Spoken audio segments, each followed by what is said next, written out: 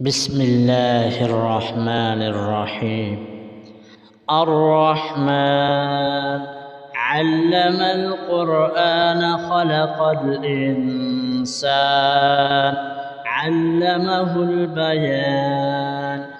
الشمس والقمر بحسبان والنجم والشجر يسجدان. والسماء رفعها ووضع الميزان ألا تطغوا في الميزان وأقيموا الوزن بالقسط ولا تخسروا الميزان.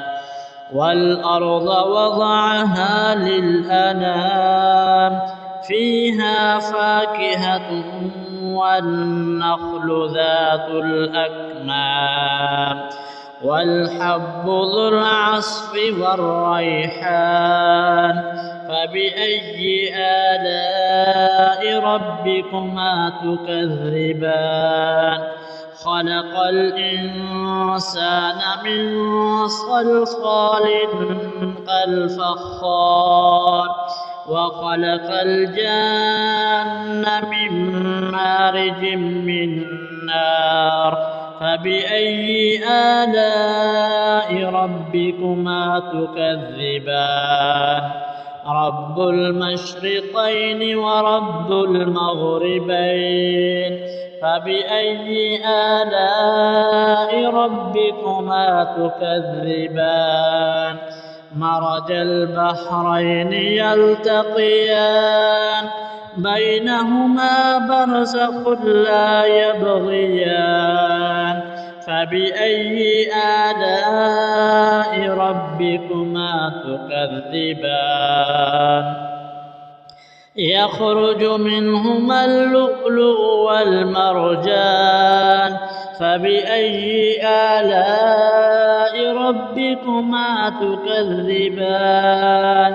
وله الجوار المنشآت في البحر كالأعلام. فبأي آلاء ربكما تكذبان؟ كل من عليها فان ويبقى وجه ربك ذو الجلال والإكرام. فبأي آلاء ربكما تكذبان؟ يسأله من في السماوات والأرض كل يوم هو في شأن. فبأي آلاء ربكما تكذبان؟ سنفرغ لكم أيها الثقلان. فبأي آلاء ربكما تكذبان؟ يا معشر الجن والإنس إن استطعتم أن تنفذوا من أقطار السماوات والأرض فانفذوا لا تنفذون إلا بسلطان. فبأي آلاء ربكما تكذبان؟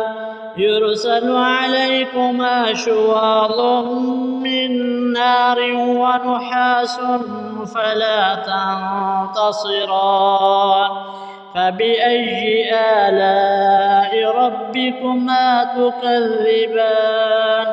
فإذا انشقت السماء فكانت وردة كالدهان.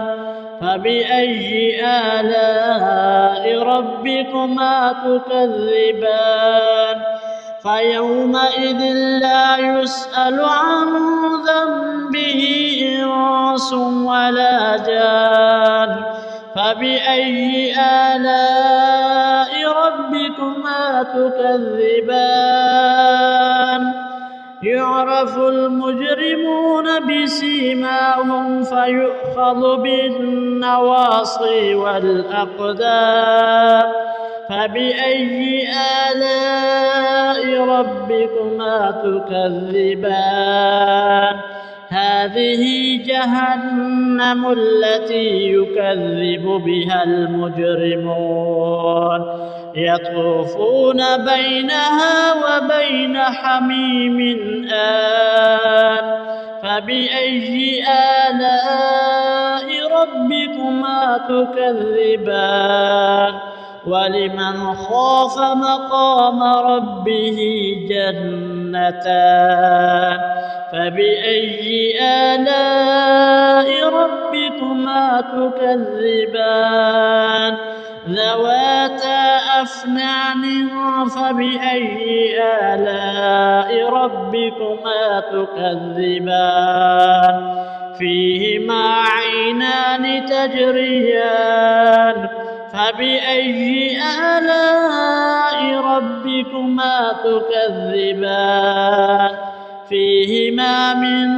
كل فاكهة زوجان فبأي آلاء ربكما تكذبان متكئين على فرش بطائنها من استبرق وجنى الجنتين دان فبأي آلاء ربكما تكذبان فيهن قاصرات الطرف لم يطمثهن إنس قبلهم ولا جان فبأي آلاء ربكما تكذبان كأنهن الياقوت والمرجان فبأي آلاء ربكما تكذبان هل جزاء الإحسان إلا الإحسان فبأي آلاء ربكما تكذبان ومن دونهما جنتان فبأي آلاء ربكما تكذبان مدهامتان فبأي آلاء ربكما تكذبان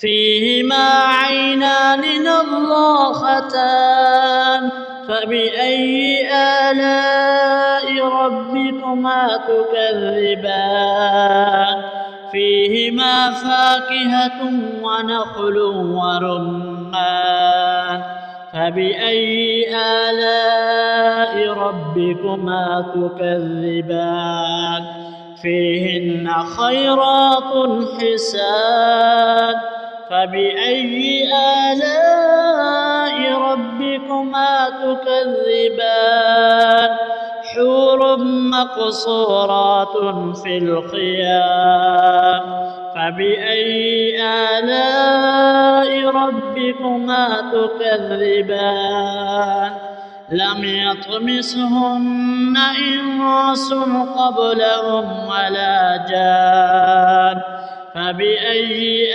آلاء ربكما تكذبان متكئين على رفرف خضر وعبقري حسان فبأي آلاء ربكما تكذبان